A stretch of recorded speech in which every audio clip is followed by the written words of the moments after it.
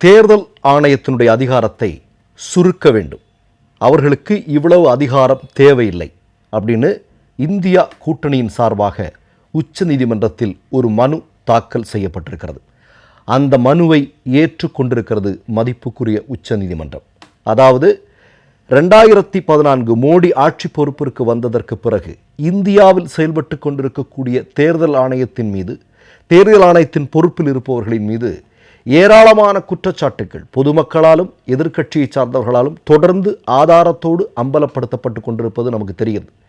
இந்த நேரத்தில் தேர்தல் ஆணையத்திற்கு இவ்வளவு அதிகாரம் தேவையில்லை, இந்த அதிகாரத்தை நீங்கள் கொஞ்சம் சுருக்கணும் அப்படின்னு சொல்லிட்டு எதிர்க்கட்சிகள் உச்ச நீதிமன்றத்திற்கு சென்றிருக்கிறார்கள். அதில் கூடுதலாக அவர்கள் சொல்லியிருக்கக்கூடிய விஷயம் என்ன அப்படின்னா, தேர்தல் ஆணையம் தேர்தலை நடத்தட்டும், ஆனால் உச்ச நீதிமன்றத்தினுடைய மேற்பார்வையில் தேர்தல் நடத்த வேண்டியிருக்கிறது.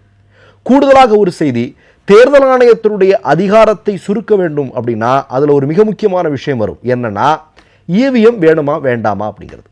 இவிஎம் வேண்டாம் என்று இந்தியாவில் பெரும்பாலான மக்கள், அதே மாதிரி எதிர்க்கட்சி தலைவர்கள் எல்லாரும் ஒருமித்த குரலில் சொல்லிக் கொண்டிருக்கக்கூடிய நேரத்தில், இந்த மனுவை விசாரிப்பதற்கு உச்ச நீதிமன்றம் தயாராகி இருக்கக்கூடிய இந்த நேரத்தில் இவிஎம் வெகு விரைவில் தடை செய்யப்படலாம் என்கிற செய்தியும் வலுவாக வந்து கொண்டிருக்கிறது. இந்த நேரத்தில் நாம் சில விஷயங்களை பார்க்க வேண்டியிருக்கிறது. ஒரே நாடு ஒரே தேர்தல், இது ஆர்எஸ்எஸ்னுடைய திட்டம், 100 வருட திட்டம். சரி, இந்த திட்டம் வந்தால் என்ன நடக்கும்? எல்லாருமே எச்சரிக்கிறாங்க. என்ன எச்சரிக்கிறாங்க? இனிமேல் இந்தியாவில் தேர்தலே இருக்காது, ஒற்றை ஆட்சி முறை, பாஜகவே ஆட்சி பொறுப்பில் இருக்கும், மோடி தான் பிரதமராக இருப்பார், இதுதான் தொடர்ந்து நடந்துட்டு இருக்கும். அப்போ முழுவதுமாக இருக்கக்கூடிய தேர்தலை ஒழிப்பதற்காகத்தான் ஒரே நாடு ஒரே தேர்தல் என்ற திட்டத்தையே கொண்டு வருவாங்க. இது மிகப்பெரிய ஆபத்து அப்படின்னு பல பேர் சுட்டி காட்டி கொண்டிருப்பது நமக்கு தெரிகிறது.